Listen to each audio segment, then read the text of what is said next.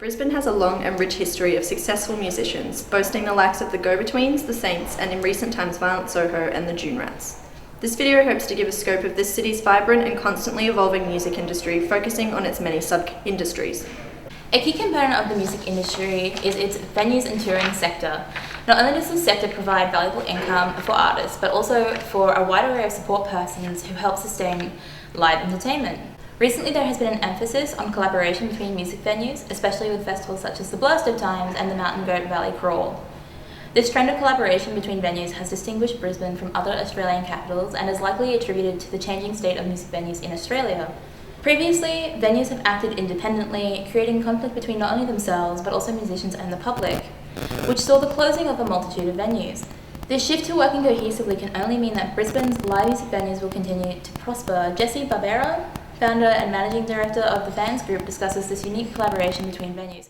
Well, I think, the biggest thing that's been working lately is like when all the venues do stuff together, like the Blurst of Times Festival and the Valley Venue Crawl, and I think the more that people work together, it actually lifts up the presence of music and musicians as a whole in Brisbane. The process of booking a venue can be condensed into two steps, which is the proposal, either the band to venue or vice versa, and then the negotiation, which determines aspects like payment, staff, and equipment. This process is the same for touring, however this is done en masse, but other logistics such as transport must be considered. In regards to the local scene, no particular booking agent or group has dominated the local Brisbane market. However, companies like the Fans Group have been creating new and exciting events for Brisbane music lovers. For the touring scene, it is thriving with local, national and international artists performing at numerous venues across Brisbane. Major industry events such as Australia's International Music Industry Conference, Big Sound, are helping to strengthen Brisbane in becoming a key music hub within Australia. Yeah, well, I think Big Sound is an incredibly important aspect that a lot of the younger kids don't understand. It's the reason I think that Brisbane is really starting to be taken seriously as a live music or as a music hub, because we have this incredible opportunity. We don't have to go anywhere. It's literally in our backyard. And it's the global players of the music industry come to town and we get the opportunity to meet with them and listen to them in their talks and then see a whole lot of incredible live music. So yeah, Big Sound's very unique to Brisbane. Jesse also discussed the importance of Big Sound with us.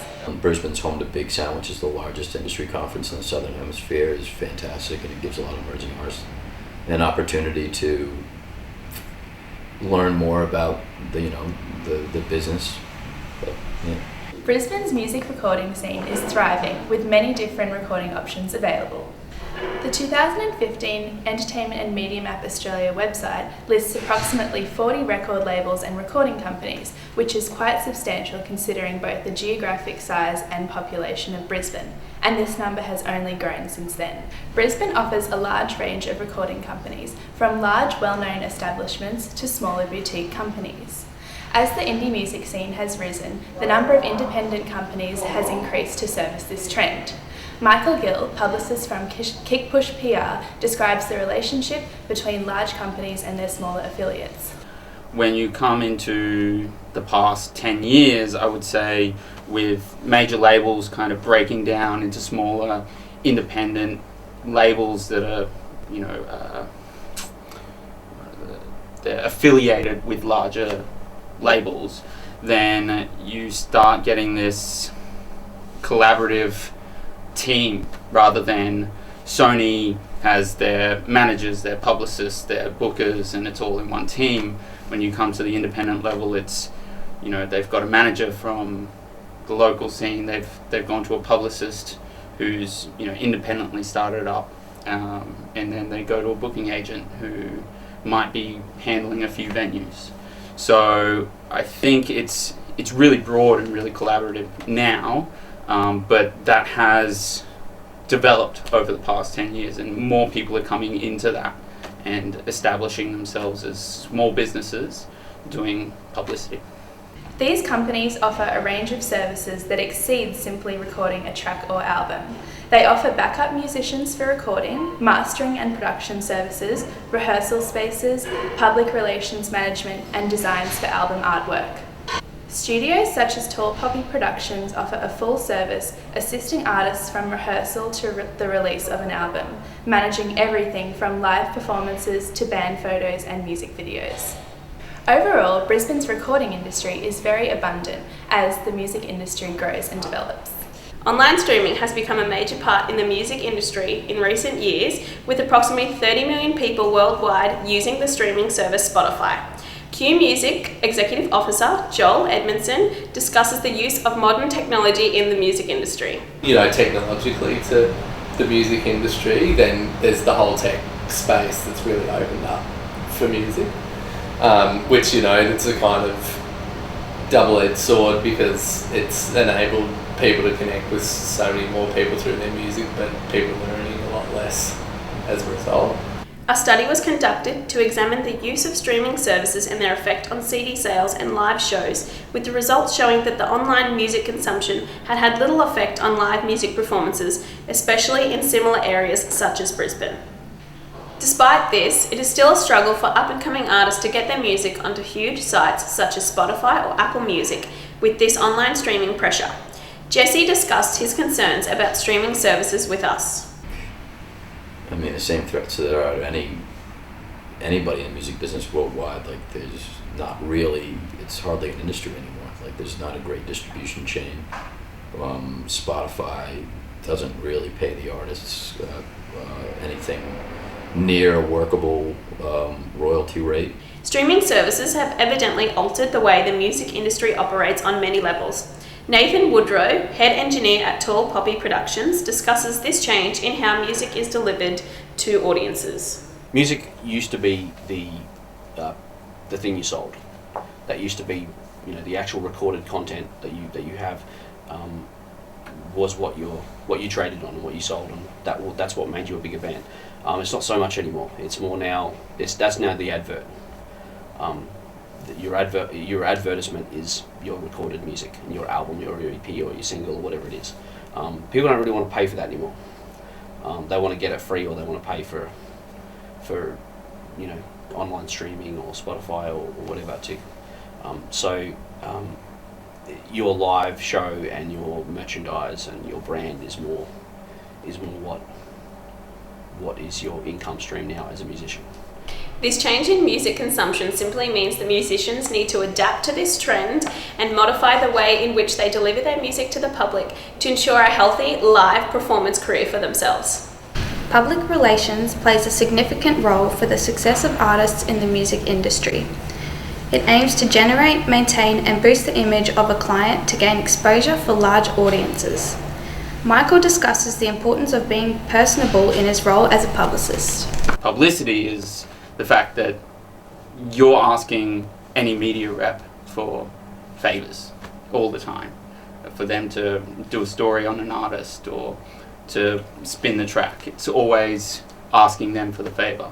The role of a publicist may consist of media opportunities such as securing a musician's role on the radio, interviews, gaining gigs, and events promotion. A growing trend in this sub-industry is the use of digital technology. Brisbane is one of the fastest growing capital cities in Australia, averaging 2.2% annually over the past decade. Research has indicated that businesses with a web presence compared to businesses without a web presence are 2.5 times more likely to innovate and are more profitable.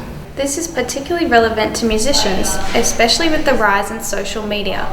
It is imperative that artists post photos, videos, and provide access to their music recordings in order to ensure success. There is an abundance of online publications covering the vast sounds of the Brisbane music scene. However, there are less than there used to be. Music magazines in Brisbane have ceased to exist in physical form but continue to thrive online. It is generally believed that print is pretty much dead. Everybody is either moving online or going out of business. A perfect example of the death of print media in Brisbane is the demise of Rave magazine, a local publication that is now discontinued due to financial issues. What this means for musicians in the local area is that audiences are now responding to online content, and that is where they will go to find reviews, upcoming tours, band bios, and new bands to listen to. The publicity is still there, just on another platform. There is a decent list of companies operating within Brisbane. Whether you're gaining an interview, writing a review, or just checking out the local music happenings, Brisbane has plenty for you. There is minimal coursework available for young people interested in working within the music industry in an organisational capacity. Martine Cotton has bridged this gap by creating the website Music Industry Inside Out, which aims to provide education to emerging professionals. Yes, I'm really passionate about the music industry, and I'm really sick of seeing the same mistakes being made all the time. So I see young ones coming through and they're dealing with all of the same problems that they've had, that my friends were dealing with 20 or 30 years ago. Still getting paid the same money, it's terrible, and I'm sick of it. So I think if we educate the young ones coming through with a realistic set of expectations and procedures and kind of like a best industry practice, whatever that is, then there's a great saying that a rising tide lifts all boats, and I'd like to think that education is a big part of that. So if we educate everyone as they're coming through, they won't get taken to the cleaners by some dodgy record label or some dodgy promoter, and they'll know how to work their contracts and how to strategically release a record so that they get the maximum output and success. The Australian Government supports Brisbane's music industry in a number of ways, particularly through community programs run by the local council. Arts Queensland are the major funding body for arts and cultural development in Queensland, while the Australian Council for the Arts is the principal arts funding body for the entirety of Australia. Arts Queensland supports local musicians through the Billy Thorpe Scholarship, which supports emerging musicians in establishing professional careers, and the Grant McLennan Fellowship provides the opportunity for musicians to travel to major cities around the world in order to further develop their skills whilst being immersed in a cultural experience. Brisbane City Council plays a large role in most creative projects within the city. They have recently helped to develop the Cube Effect and Brisbane City Sounds. The brain behind the Cube Effect, Lincoln Savage, discussed with us the council's involvement in his projects. So Brisbane City Council has, played some kind of role in everything we've done, because there's a lot of permits and regulation they've got to go through with them. But I think that as a whole, especially the music industry or the creative industries, is very much about networking, collaborating with many different people. The Cube Effect is a project that is run each year during Youth Week and uses creative processes to produce music videos for local musicians. These videos are then posted on the Brisbane City Council website, and the musicians go into the running to win $4,000. Brisbane City Sounds is Australia's largest free live music program that supports Australian musicians from Brisbane and interstate.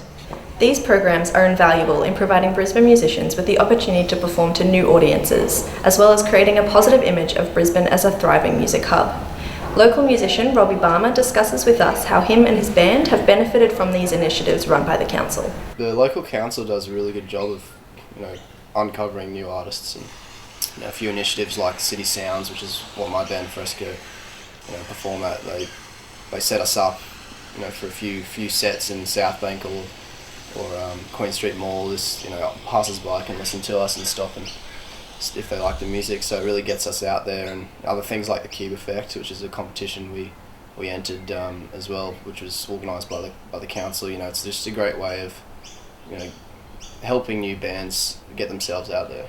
Trends that are currently affecting the industry include collaboration between venues, music streaming, and digital technology. The major threat that has been detected is that of the lockout laws. Joel discusses this threat.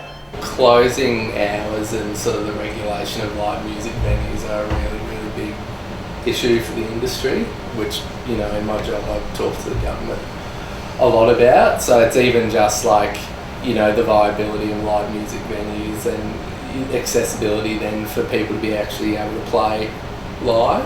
So there's a lot more pressure now on income coming from performance, and then that's in tension with what the government's doing at the moment. Brisbane's ever-changing music industry is currently thriving, particularly its venue and event circuit. It will be interesting to see how these trends and threats affect the industry in future years.